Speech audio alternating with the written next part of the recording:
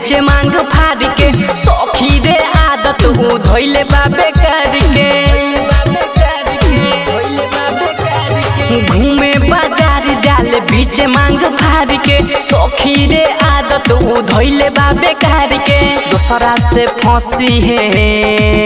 अरे दूसरा से फंसी है तो केसवे के छांट दे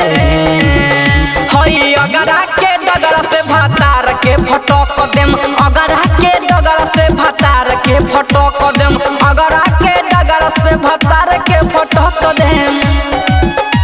भतार के फटक देम भतार के फटक देम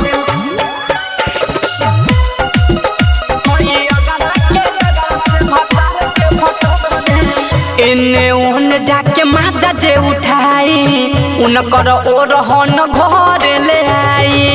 एने ओने जाके माचा जे उठाई उनकर ओरहन घर ले आई छोड़े बना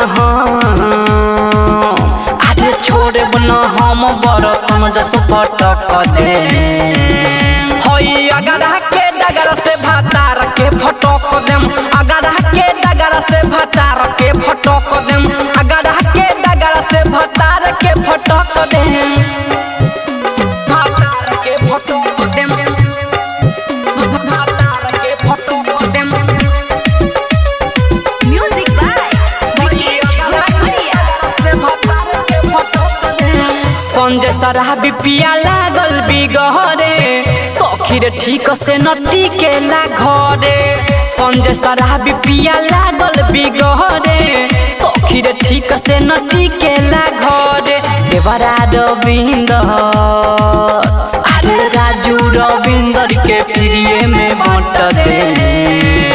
हई अगरा के डगर से भतार के फटक देम अगरा के डगर से भतार के फटक देम अगरा के डगर से भतार के फटक देम सहर्ष रिकॉर्डिंग स्टूडियो भूतही चौक